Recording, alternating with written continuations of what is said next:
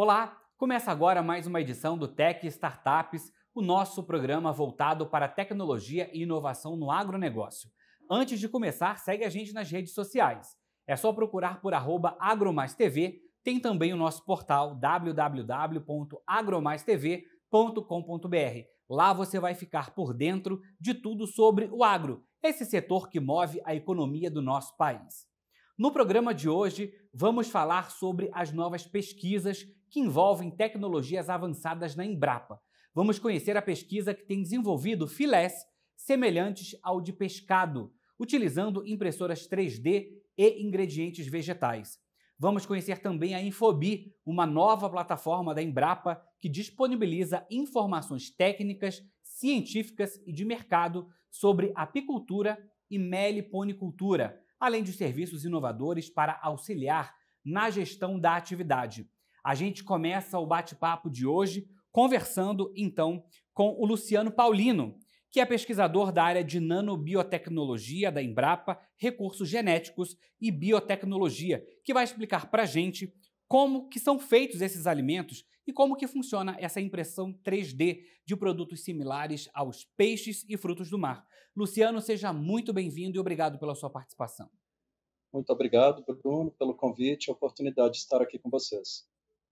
Luciano, explica pra gente como surgiu a ideia dessa pesquisa de produzir filés então similares aí aos pescados, ou seja, então assim, é filé de peixe utilizando a impressora 3D. Bem, tudo veio a partir das percepções de sinais e tendências que temos observado relacionado ao mercado dito plant-based, aquele no qual produtos de base vegetal acabam tendo uma conotação bastante atrativa. E cada vez mais tem se buscado alternativas que venham a oferecer produtos com atributos sensoriais e mesmo nutricionais semelhantes àqueles encontrados em alimentos de origem animal. E a partir dali, nós então tivemos a perspectiva do desenvolvimento de algo que assemelhasse a peixes e também a frutos do mar.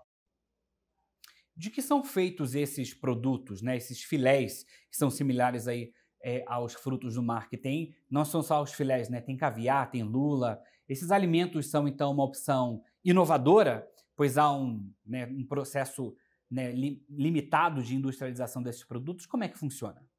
Bem, atualmente o número de opções voltadas para o mercado de base vegetal ainda é bastante limitado, limitado a alimentos que muitas vezes têm um baixo nível de complexidade.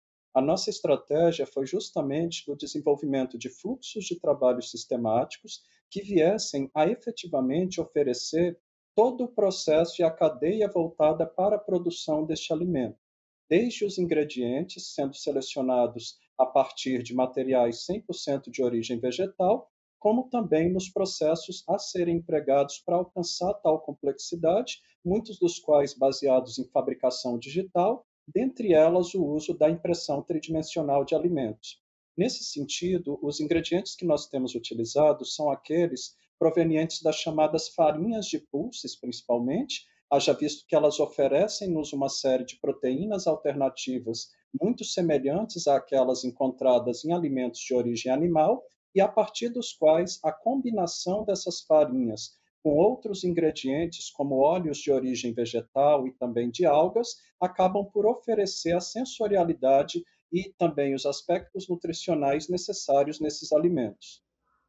Então são alimentos vegetais, né, que, vamos dizer assim, entre aspas, estariam imitando o filé de peixe e outros pescados. Esses produtos, eles seriam similares? Qual é o gosto, né? O gosto é parecido? Como é que funciona?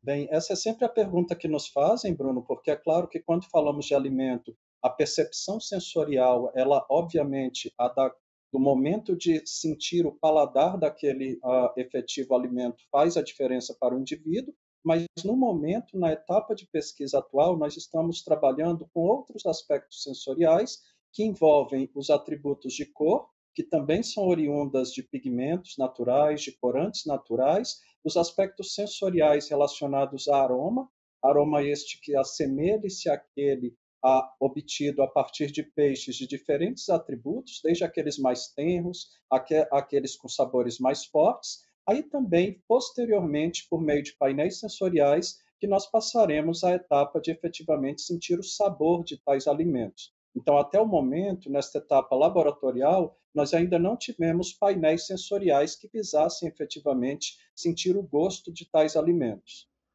Então, nesse momento da pesquisa, já é possível garantir que esses produtos sejam saudáveis e nutritivos?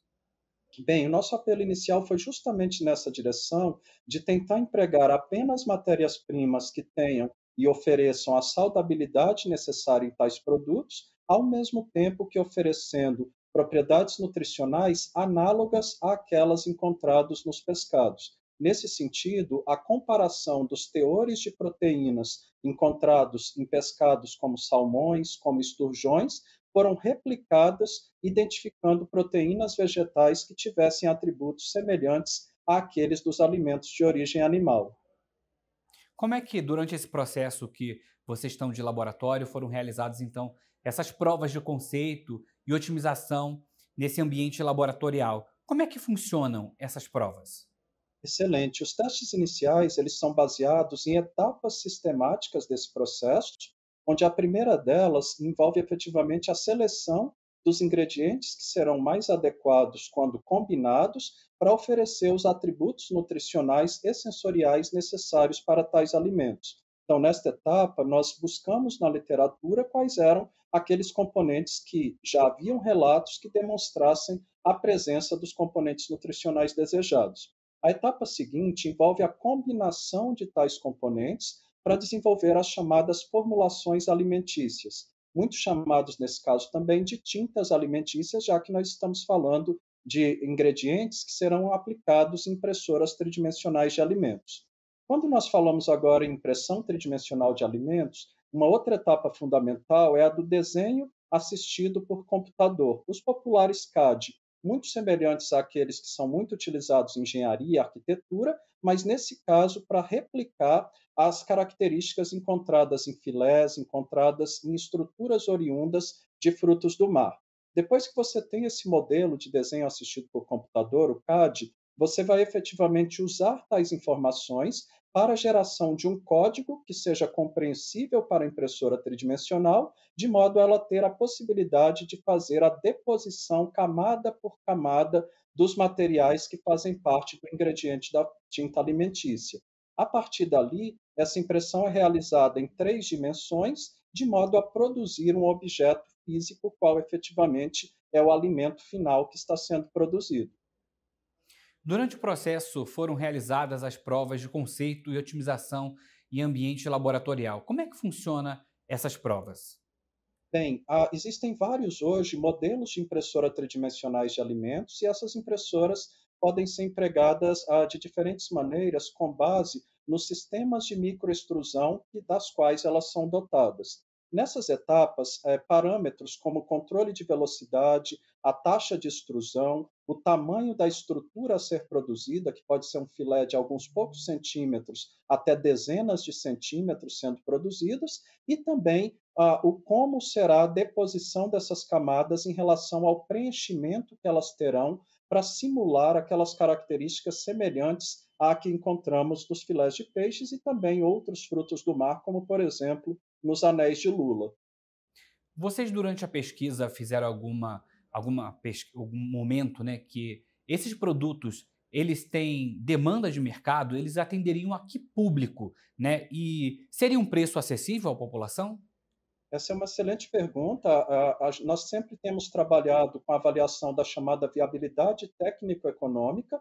Então, nós avaliamos em 3 diferentes níveis de potenciais de adoção de tais soluções. A primeira delas, claro, a adoção industrial, naquela na qual há grandes extrusoras ou diversas extrusoras trabalhando paralelamente produziriam simultaneamente os filés desses pescados, isso numa escala industrial ainda há demanda de máquinas que tenham tal potencialidade. Outra demanda possível seria aquela que atendesse a restaurantes. Hoje já há impressoras tridimensionais de alimentos que são utilizadas em ambientes de restaurantes e efetivamente você já tem a possibilidade, do ponto de vista instrumental, de máquinas capazes de oferecer e atender demandas que um estabelecimento do tipo restaurante venha a ter. E a terceira é aquela que, no futuro, nós vislumbramos, que é a possibilidade de, nos domicílios, nós termos impressoras tridimensionais de alimentos, que serão nada mais do que eletrodomésticos, onde, enquanto nós estamos no escritório, podemos enviar um comando para a impressora tridimensional na nossa residência, para ela iniciar o processo de impressão do alimento que vamos jantar logo mais à noite. Nesse sentido, o atendimento em nível residencial, já há hoje uma série de impressoras tridimensionais que teriam potencial para atender esse tipo de cliente, e efetivamente o que há hoje é mais a necessidade de popularizar a utilização de tais ferramentas e, claro, também oferecer os insumos necessários nelas, que são as formulações que venham a atender às demandas que os consumidores venham a ter. Em relação ao custo de tais soluções, como qualquer alta tecnologia, quando desenvolvida no seu estágio inicial, ela pode ter um preço não competitivo em relação a outras soluções existentes, mas a partir do momento que há um aumento da demanda por tal produto, você acaba tendo a possibilidade de ela ter uma maior acessibilidade, e essa preocupação foi tida na seleção de todos os ingredientes que nós utilizamos, no sentido de que eles tenham a viabilidade econômica em relação ao seu uso. Então, a gente poderia dizer que, se essa pesquisa tiver uma conclusão positiva, a gente vai poder ter, então, um sushi, um sashimi, ou até pescados, né, outras espécies, né, desses pescados, então, para as pessoas veganas. Posso te responder que esse é o plano, Bruno. Então, realmente, essa é a nossa perspectiva, e que, eventualmente, tais pessoas possam até mesmo fazer as suas próprias combinações. Por exemplo, de acordo com as necessidades nutricionais que o indivíduo tenha, exemplo, quando ele acabou de realizar um exercício na academia e ele quer repor aqueles nutrientes que ele acabou consumindo e numa taxa de proteínas adequada, ele ter essa sincronização em relação ao consumo energético dele e qual seria o tamanho desse filezinho de peixe que ele vai escolher, e também, claro, atendendo ao gosto daquele próprio indivíduo, já que a sensorialidade pode ser modulada quando você faz a produção por impressão tridimensional, que é a única ferramenta hoje que oferece a você toda uma personalização do processo de fabricação. Qual é o próximo passo agora da pesquisa? Bem, o que nós estamos agora é em busca de parceiros que visem a levar a etapa de escalonamento industrial a partir dos protótipos que nós temos, de maneira a possibilitar que a adoção se torne mais próxima desses nossos clientes, dos consumidores finais de tais tecnologias.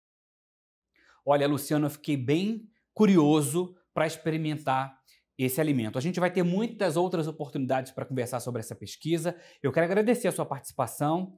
Até a próxima. Até a próxima, Bruno, e muito obrigado novamente pelo espaço e pela oportunidade.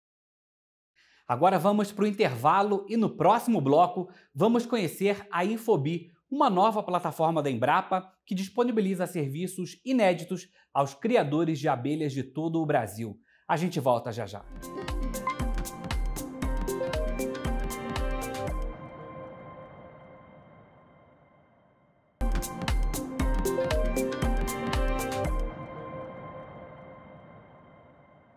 Já estamos de volta com Tech Startups. Segue a gente aí nas redes sociais, @AgroMaisTV.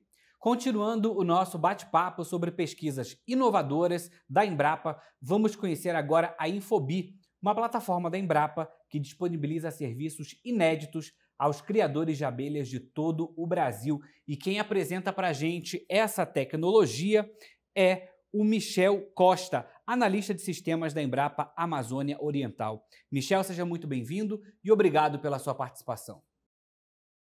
Obrigado, Bruno, pela oportunidade de falar um pouco sobre o Infobi. Michel, explica para a gente o que é e como funciona a Infobi. A plataforma Infobi é uma plataforma web que disponibiliza um conjunto de informações técnicas, científicas e serviços digitais.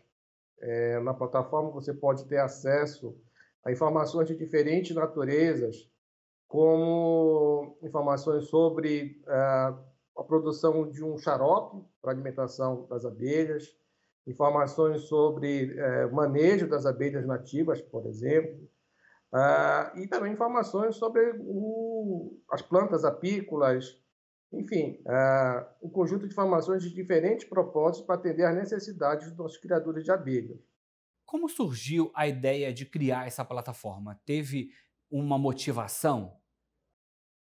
A nossa motivação, ela surgiu em 2019 num evento que nós realizamos aqui em Belém, no Parque de Ciência e Tecnologia do Guamá. Nós tivemos a oportunidade de reunir vários atores da cadeia do mel do estado do Pará, entre esses atores criadores de abelhas, sejam eles apicultores, meliponicultores, profissionais da extensão, a universidade, enfim, vários atores. E, na ocasião, a pergunta que nós havíamos feito a esses atores é que tipo de soluções digitais nós poderíamos estar desenvolvendo para atendê-los. E, na ocasião, várias situações foram colocadas e a principal, que foi priorizada por esses atores, era a necessidade de ter um espaço virtual que pudesse reunir essas informações, e não somente as informações, mas também desenvolver serviços digitais para atendê-los. E aí, nessa ocasião, nós começamos a pensar em que tipo de solução poderia ser amplamente atendida, né, para ter acesso, assegurar o acesso não só desse público que seriam os criadores, mas também técnicos, estudantes, e aí surgiu o Infobi. Quais são os serviços, os tipos de serviços que os produtores, os técnicos encontram então na plataforma? Bem, nós temos hoje 3 serviços que nós estamos disponibilizando, são 3 serviços digitais. O primeiro serviço que nós começamos a montar logo em 2020, quando a gente começou a desenvolver o projeto. É importante que se diga que esse projeto é um projeto que se desenvolve em parceria público-privada, Embrapa e a empresa Equilíbrio Web, que dá todo o suporte computacional, né, para o desenvolvimento da ferramenta, como também das soluções digitais. E uma das principais situações que nós pensamos em começar a desenvolver foi o calendário apícola digital, né? Foi destacado na reunião que nós tivemos com os atores da cadeia a necessidade de conhecer o pasto apícola, né? Inclusive para poder melhor aproveitar toda a riqueza que a região amazônica oferece de plantas, né? E o potencial para a produção de mel e derivados. E essa informação é uma informação que está pulverizada nas teses de doutorado, nas dissertações de mestrado, nos bancos de dados, e muitas das vezes essas informações não conseguem ser alcançadas, né, pelos nossos criadores. Foi aí que surgiu a necessidade de a gente desenvolver uma base de dados, né, e uma ferramenta que permitisse a consulta a essa base de dados para que eles pudessem ter essa informação na mão. Então, efetivamente, nós temos hoje um levantamento de plantas apícolas daqui da região amazônica. Foi feito um grande levantamento na literatura técnico-científica e depois fizemos essa ida a campo, né, para interagir com os criadores de abelha e apresentar essa base de dados. Uma segunda solução foi o ZapBee, que nós estamos aprimorando, que é uma ferramenta que utiliza inteligência artificial, tendo como base de conhecimento a produção técnico-científica, não somente da Embrapa, mas de toda a ciência, né, do que a gente identifica como relevante para os criadores de abelha. Essa inteligência artificial, ela tem o propósito de ajudar a responder as principais perguntas, os gargalos tecnológicos que os nossos criadores possuem, né, de uma forma mais rápida e ágil, isso via a interface web. E agora, mais recentemente, nós estamos aprimorando para ser utilizada via WhatsApp também. Um terceiro serviço é o meliponário virtual. Ela é uma maquete 3D, onde você consegue interagir com essa maquete e conhecer a relação da abelha com a cadeia do açaí. O nosso propósito é mostrar como é benéfico o uso das abelhas para aumentar a produção de frutos de açaí, que é uma cadeia importante aqui no estado do Pará. Então, você consegue interagir com essa maquete, conhecer a abelha, ver como é que o serviço de polinização é feito, entender como é que monta-se uma caixa, a morfologia da abelha, entre outras informações. A Infobia ela atende produtores de outras regiões? A plataforma tem esse levantamento, essas informações para outras regiões do Brasil? Na realidade, o nosso propósito é alcançar outros estados, principalmente estados amazônicos, né? Amazonas, o Amapá, Acre, Rondônia, enfim, e com o uso do calendário apícola digital, né? Porque cada região, cada município, né, ela tem informações peculiares sobre as plantas que ocorrem naquela região. Então, isso precisa ser feito um levantamento, né, sistematizar esses dados para que a gente possa alcançar esses outros estados, esses outros municípios onde a apicultura e a belicultura são conduzidas. Isso fazendo um recorte para o calendário apícola, né? Por enquanto, nós estamos hoje com uma base ainda tímida para o Nordeste paraense, e nós estamos avançando no decorrer dos próximos anos para atender todo o estado do Pará. Claro que isso aí precisa de recursos, que a gente precisa viabilizar deslocamento, o levantamento botânico, né, a identificação correta das plantas e a caracterização dessas plantas para poderem ser inseridas dentro da base de dados e aí ser acessada pelos nossos criadores. Então a gente pode dizer que o calendário apícola digital, aliado a esse conhecimento da floração das plantas da região, né, isso aliado melhora a produção do produtor e também a qualidade do mel. Certamente.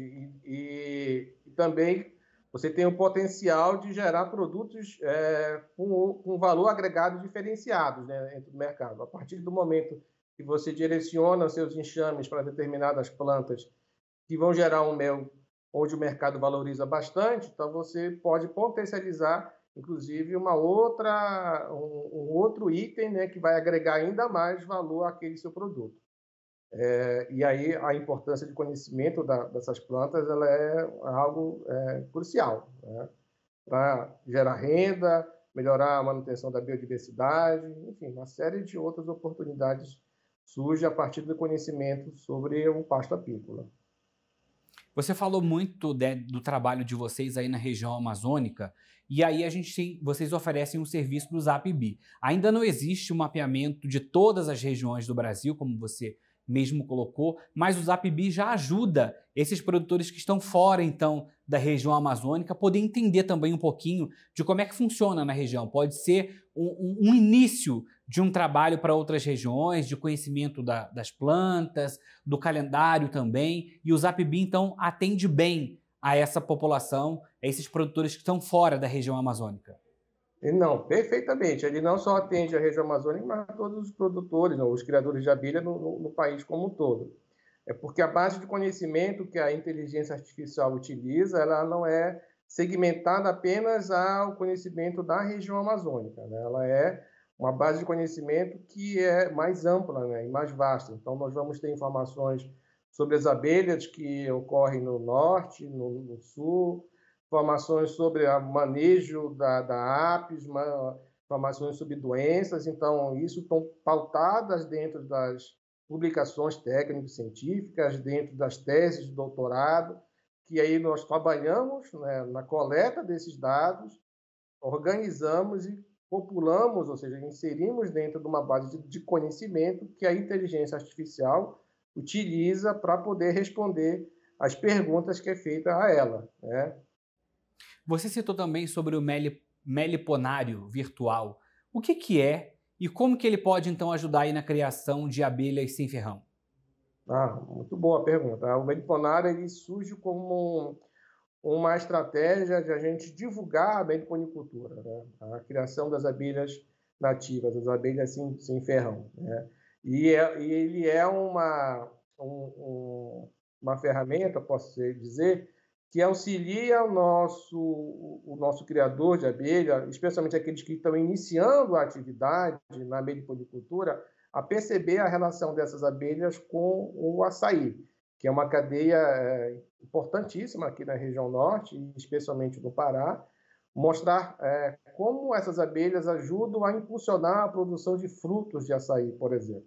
As nossas pesquisas já indicam resultados que essa relação é uma relação muito benéfica, tanto para as abelhas como também para a produção de frutos.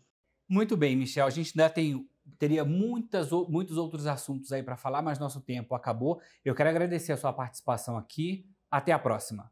Obrigado pela oportunidade e estar à disposição.